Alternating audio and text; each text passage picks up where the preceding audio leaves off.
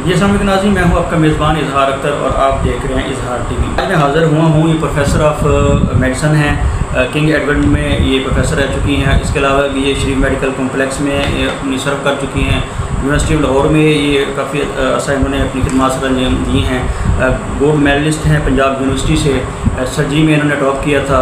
उसके अलावा इनको लाइफ टाइम जो अचीवमेंट अवार्ड है वो भी मिल चुका है। तो प्रोफेसर डॉक्टर फातिमा महबूब साहब हमारे साथ मौजूद हैं।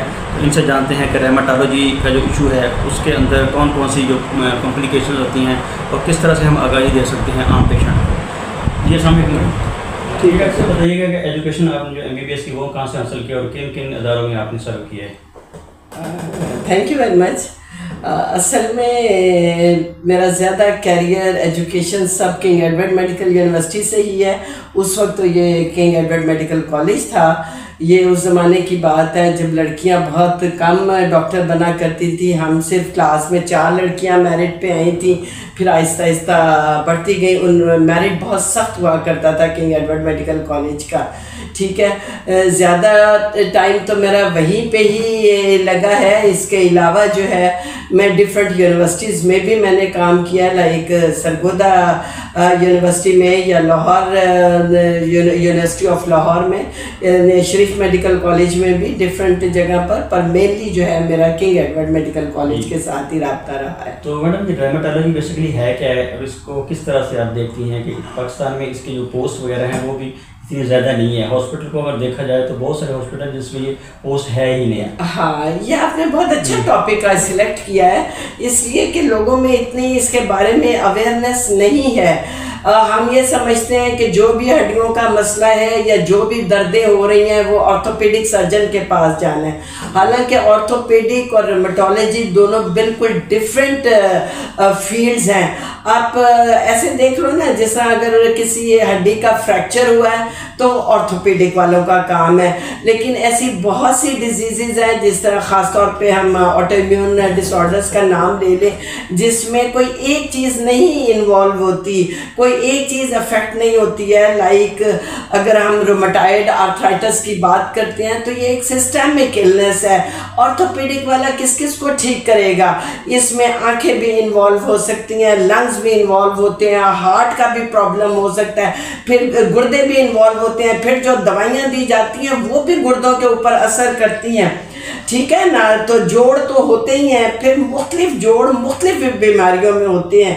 ये नहीं है कि जोड़ में दर्द हुई तो वो फ़ौरन जो है ऑर्थोपेडिक का केस बन जाएगा या ऑटोइम्यून का बन जाएगा। मुख्तलिफ पैटर्न है कि फ़लानी डिजीज़ में फ़लाने जोड़ होने, फ़लानी डिजीज़ में फ़लाने जोड़ है। बैक एक ही है, वो ऑर्थोपेडिक का भी मसला हो सकता है और वो रेमेटोलॉजी का भी मसला हो सकता है। लाइक ऑस्टियोमलेशिया है, ऑस्टियोपोरोसिस है, ऑस्टियोपेनिया है। फिर इसी तरह जो है तो ये हर दर्द वाला केस जो है ना ऑर्थोपेडिक का केस नहीं बनता है। कई एंडोक्राइन डिसऑर्डर्स हैं जिनमें बोन डिजीज़ होती हैं। तो ये जो हम रेमेटोलॉजी की बात करते हैं ये मेडिसिन की एक सब स्पेशलिटी है। ठीक है, इसमें ज़्यादातर जो डिजीज़ हैं वो मल्टी सिस्टम डिजीज़ हैं। मल्टी सिस्टम डिजीज़ का मतलब आप ऐसे एक्सप्लेन कर सकते हो पेशेंट को कि बीमारी तो नाम एक है लेकिन उसमें डिफरेंट ऑर्गन्स डिफरेंट तरीके से प्रेजेंट कर रहे हैं। अच्छा, इसमें रेमेटोलॉजिस्ट जब ज़हन में आता है तो यही ख्याल आता है कि ये जो जोड़ों के दर्द वगैरह से रेलिवेंट है। ये दिल का कैसे आपने बताया कि दिल नहीं, इसमें कैसे उसमें एक तो मैं ये बता दूं ना कि मुख्तलिफ जोड़ों को मुख्तलिफ बीमारियां जो है इफ़ेक्ट करती हैं।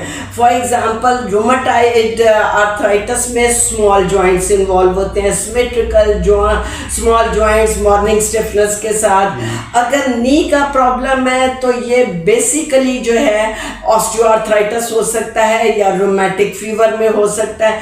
तो ये कहना कि जोड़ सारे एक जैसे एक ही बीमारी में होते हैं ऐसा नहीं है। दूसरा आपका पॉइंट क्या था? उसमें मैं पूछा कि दिल के साथ किस तरह? हाँ, दिल के साथ। अच्छा, अब जो ये ऑटो इम्यून डिसऑर्डर्स है ना, अभी मैंने नाम लिया है ऑटो इम्यून का, तो ये मुख्तलिफ ऑर्गन्स को इन्वॉल्व करते हैं। अब मैं आपको थोड़ा सा ऑटो इम्यून का भी बता दूं कि जो ये लफ्ज़ मैं बार बार इस्तेमाल कर रही हूँ इसका क्या मतलब है। तो इसी तरह ऑटो इम्यून को आप सिंप्लीफाई कर सकते हो कि हमारी बॉडी के सेल ही हमारे खिलाफ हो गए हैं। ठीक है, कैंसर नहीं, कैंसर एक अलग चीज है, उसमें तो सेल जो है वो जल्दी जल्दी डिवाइड हो रहे हैं, तो जो काम जल्दी का होता है वो इतना अच्छा नहीं होता, तो वो वाले सेल जो है वो नॉर्मल सेल नहीं बनते हैं, जल्दी जल्दी में खराब सेल बने और वो जाहिर बॉडी को तंग करेंगे, फिर फैलेंगे। वो एक एंटायरली डिफरेंट सब्जेक्ट है। इसमें जो है हमारी बॉडी के अपने सेल हमारे खिलाफ हो गए हैं, तो वो जो सेल है वो आंखों को भी तंग कर सकते हैं। अब शायद आपको ये अजीब सा लगे कि रूमेटाइड में आंखों के बहुत सारे मिसाइल होते हैं, आंखें खुश्क भी हो सकती हैं, यानी आपके आंसू खुश्क हो सकते हैं, आंखों को रोशनी बहुत बुरी लगती है, चुभती है, फिर आपका जो ये वाइट इसको हम स्क्लेरा कहते हैं, ये स्क्लेरा परफोरेट भी हो सकता है, इसमें सुराख होके आंख बाहर भी आ सकती है। और आंखों के इसी तरह लंग्स में जो है, लंग्स में ऑब्लिटरेटिव ब्रोंकियोलाइटिस हो सकता है, नोड्यूल्स बन सकते हैं, प्लूरल यानी लंग भी इन्वॉल्व हो रहा है। हार्ट में जो है वो हार्ट ब्लॉक्स भी हो सकते हैं, वो जो है वास्कुलाइटिस की वजह से बहुत सारे प्रॉब्लम है। तो ये मल्टी सिस्टम डिजीजेज हैं। तो ये ऑर्थोपेडिक नहीं, ये रोमेटोलॉजी वाला है, उसने देखना है कि ये जो सेल हमारे ही खिलाफ हो गए हैं इनको काम डाउन कैसे करना है, इनकी ट्रीटमेंट जो है, फिर ट्रीटमेंट जो है वो खुद बताते हैं, खुद जो है इसकी ट्रीटमेंट के साइड इफ़ेक्ट्स काफ़ी हैं। पेशेंट जो है घर बैठे जो है सेल्फ मेडिकेशन करते रहते हैं, जी दर्द हुई है तो हमने पैनाडोल ले लिया, हमने ब्रूफेन ले लिया, हमने फ्रोबन ले लिया, हमने ये ले लिया। वो सारी जो है मैदे को भी तंग करती हैं, वो किडनी को भी तंग करती हैं। तो जो डॉक्टर का रोल है, इसी तरह अगर हम इम्यूनोसप्रेसर्स देते हैं, उनके अपने प्रॉब्लम्स हैं, हम बायोलॉजिकल एजेंट्स देते हैं, उनके अपने प्रॉब्लम्स हैं। तो रोमेटोलॉजिस्ट ने कौन सी दवाई किस वक्त ज़रूरी है, किस स्टेज पे हमने शुरू करनी है।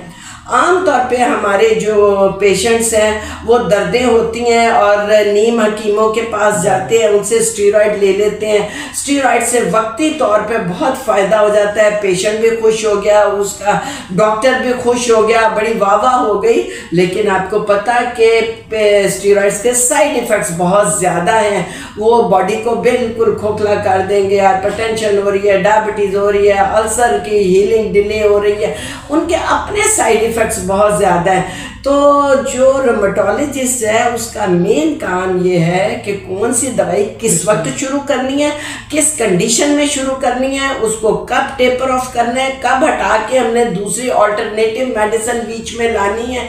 तो ये तो बहुत ही नाजुक काम है।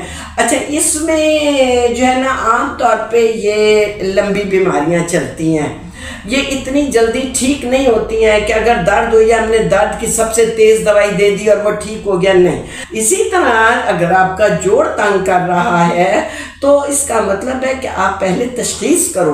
डिफरेंट बीमारियों में डिफरेंट ट्रीटमेंट है। ये नहीं है कि हर बीमारी को आप एनाल्जेसिक दे दो, हर बीमारी को आप स्टीरॉइड्स दे के काम ख़त्म करो। ऑस्टियोमलेशिया है, उसमें दर्दें हो रही हैं, ऑस्टियोपेनिया है, ऑस्टियोपोरोसिस है, इन सब के अलग है, एसएलई है, रूमेटाइड है, स्क्लेरोडर्मा है, डिफरेंट बीमारियों में डिफरेंट इलाज चलते हैं। इसलिए एक तो आपने सेल्फ मेडिकेशन नहीं करनी है, उससे तशखीस में प्रॉब्लम होता है, सब घुल मिल जाता है बीच में। प्रॉपर डायग्नोसिस होके उसका प्रॉपर ट्रीटमेंट ही होना है, वरना तो हो सकता है कि असल बीमारी इतनी ना तंग करे जितनी ये दवाइयों की वजह से, दवाइयों के गैर ज़रूरी इस्तेमाल से आपका मैदा उड़ रहा है या आपका लिवर जवाब दे रहा है।